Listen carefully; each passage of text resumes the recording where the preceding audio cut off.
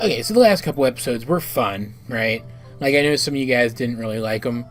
I don't get that, but, I mean, to each their own, I guess. But they were still pretty fun. They were pretty fun, diversionary, typical Amphibia episodes, right? Though I will freely admit that without the Gravity Falls references in the second of the two, and without the more interesting and zany location of the first of the two compared to some of the other places we've stopped off on the Planter's journey to Newtopia, they're just kind of exactly the kinds of episodes that we've been getting for a while now. There's maybe some world building, like in, what was it called? Wax Museum. In Wax Museum, we do see that people still notice that Anne is different, and that it can intrigue people, but it can also draw danger to the family.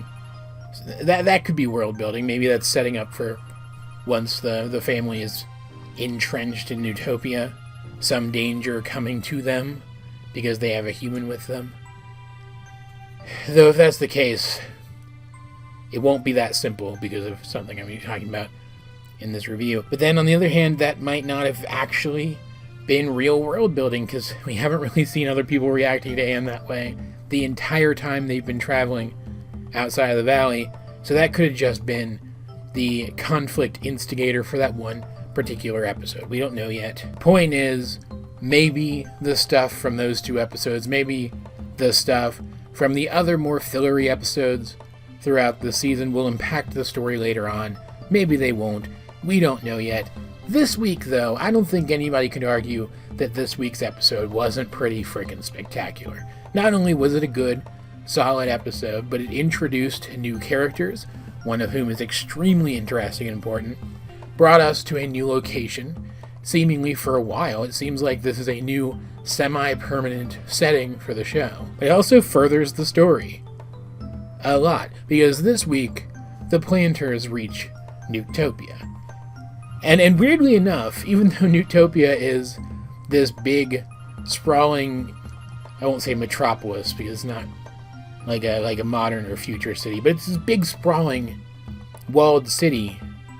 It looks like shit from the outside. It's very strange. Like, the structure that I thought was ruins from the Season 2 trailer, back when we got our first glimpse of the person who was almost definitely Marcy, that was the outer wall of Newtopia, and I never would have guessed that. It just looks like garbage from the outside. It's very weird and tells me flat out that the people of Newtopia, who are sort of the upper crust of this culture, are far more concerned with themselves than with the people around them, aka the people outside of their city walls. And while I may not have been able to glean that the quote-unquote ruins were Newtopia, I was at least right about that person being Marcy. Everybody was right about that person being Marcy, though. Who are we kidding here? And so we got to properly meet Marcy this episode, and she's absolutely fantastic. She's a total fantasy nerd. Like, she plays the in-universe equivalents of, like, Final Fantasy and Dungeons and Dragons and stuff. I love her a lot. She's exactly my kind of character. She's fast-talking, genre-savvy, kind of a klutz. Overall, just very, very fun. I like her a lot. And just like Newtopia seems like it's going to be, at least for a while, the permanent setting of the show, Marcy has been added to the permanent cast of the show, at least for the time being. Anne is still in Newtopia by the end of this episode. The Planters are there with her. And so is Marcy. They're together in the same place. They're going to be interacting a lot in future episodes. I can't imagine how they would justify Marcy not being in future episodes, at least up until the point where she and Anne separate again, if they even do. It's just very interesting to me. It's quite the change to the status quo. And frankly, if you'll allow me to get a little speculative for a second, I didn't expect them to end up staying in Newtopia, even past the end of a single episode. I kind of alluded to this when I said I thought that the Newtopians were going to end up being essentially villains. Specifically villains who we were not supposed to suspect immediately were villains, and that will probably end up still being true based on some of the themes I'm seeing here, but I expected them to know that by the end of their first episode there, because I didn't expect it to coincide with them meeting up with Marcy. So I kind of figured that they'd end up back in the valley relatively soon after this. That the show would return to its familiar location, its familiar setting, and something more resembling the status quo would be adopted again. But instead, we are left with a completely new status quo that this episode doesn't even really completely set it up, because we only really enter the city at the very end. It's very interesting. It creates this sense of forward momentum that most kids' cartoons just don't have, and helps this to feel even more like an anime than it already did, to somebody like me who already sees similarities between this and certain genres of anime, right? I just realized I haven't actually talked about the plot, like the specific plot of this episode at all. And frankly, it's not even important. Like, I'm going to see if I can get through this entire review without talking about the specific plot of this episode at all. Because I don't think it's even important. It's just a vehicle for these characters to come back together again. It's very cool. It's very cool like that. Sorry, I'm eating my lunch as I'm making this video. What ends up happening is the planters arrive at Newtopia, but the city is closed. No one is allowed inside until a crisis outside is resolved, and it just so happens that Marcy and some of her attendants are the ones trying to resolve that crisis. Because Marcy portaled into Amphibia inside of Newtopia, and with all of her fantasy RPG experience and just general genre savviness, she was able to ingratiate herself with the Newtopian nobility, and is now, I can't remember what specifically she said the rank was, but specifically she's like the head ranger, that might have even been what it was, of their, I think she said their night guard. Specifically, I don't know if that's just the name of the guard itself, because she wasn't, like, she was active and it wasn't night. So it probably wasn't literally like nighttime guard. They're probably just called the night guard, right? And it's interesting that they would choose the word ranger. Like, that's the word that stuck out to me. That's the one I specifically remember. Because it stuck out to me, because rangers range. They go out and range. Like Marcy, when she first bumps into Anne and is talking about how she ended up here, and she says she's been here and there, but mostly here in this context being Newtopia itself. And I don't think that was just like an expression. I think she has actually ranged out with some of the other rangers in this night guard into parts of Amphibia that Anne hasn't even been to yet. Which is super interesting to me, because we saw what was happening with Sasha up until the point that she and Anne reunited for the first time.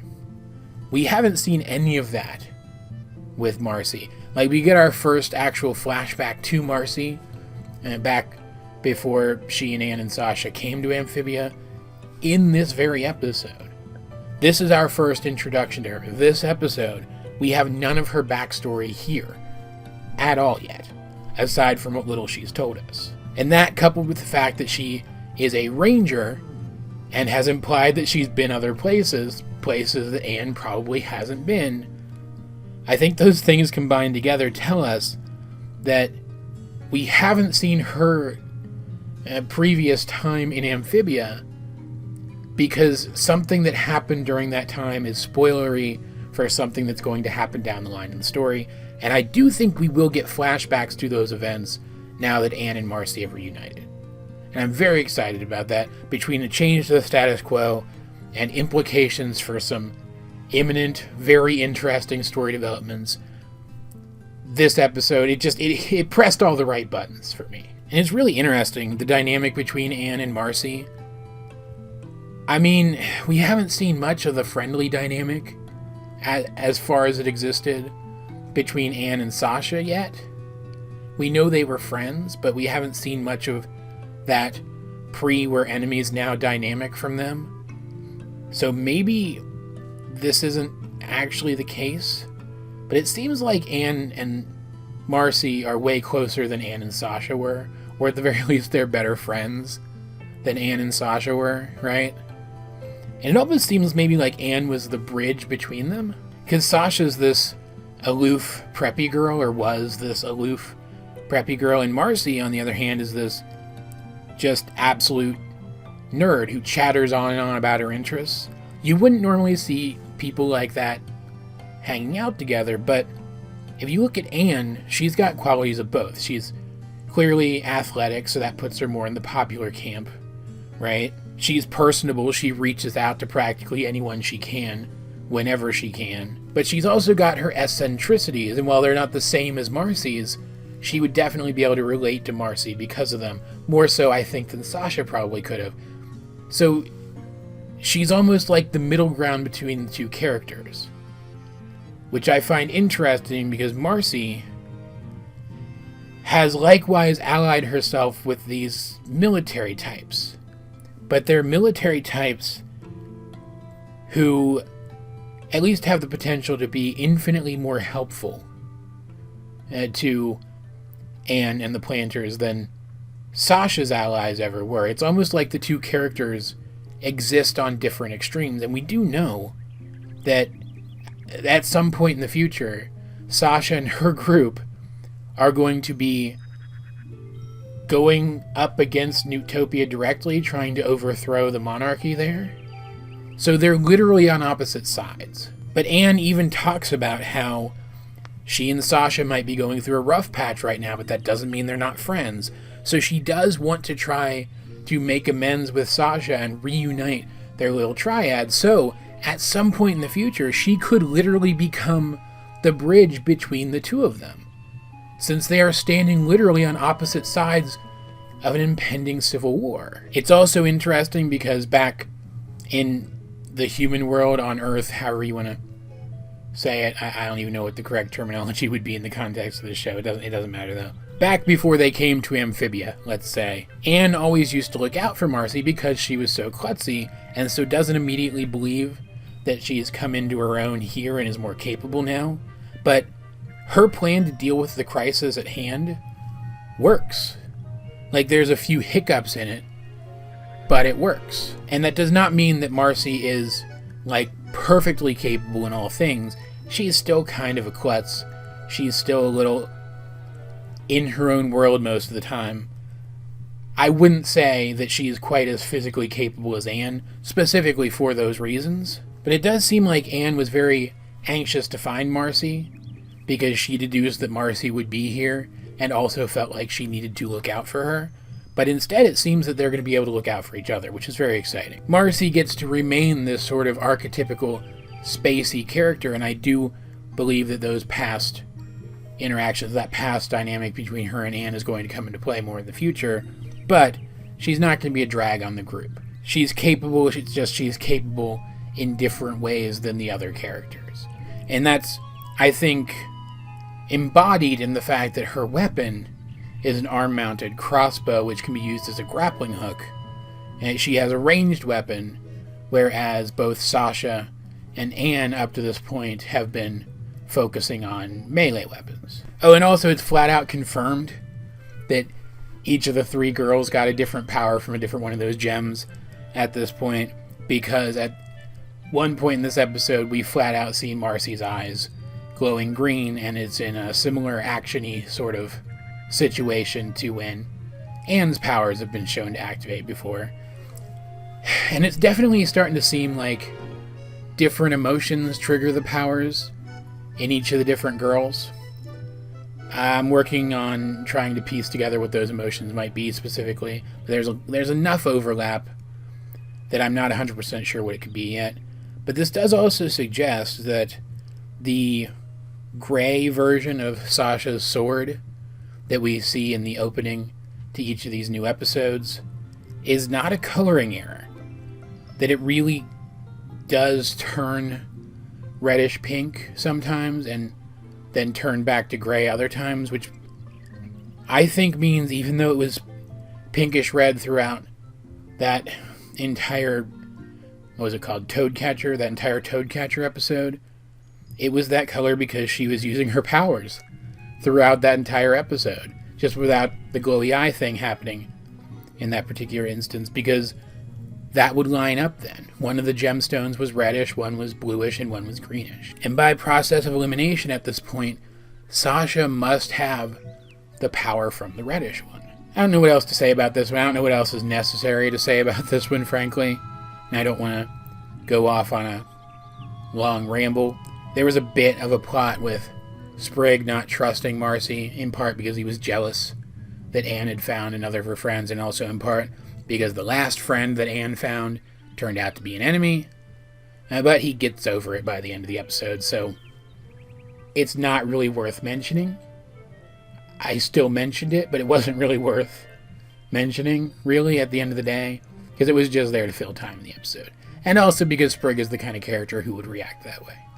Let's not kid ourselves. Oh, I guess it is probably worth pointing out that because Marcy has been treating this place like a fantasy world, I mean, it is basically a fantasy world, but like a fantasy world from one of the games she would play, one where studying the lore of the setting is extremely helpful in progressing through the game.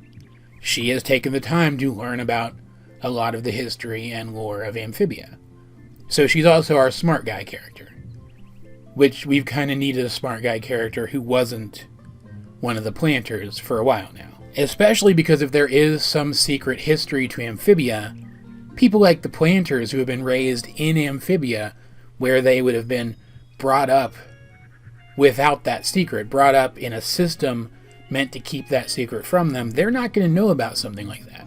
But somebody like Marcy, who's digging for secrets, just might, right? All of that said, though, guys, what did you think of Marcy at the Gates, if you have seen it?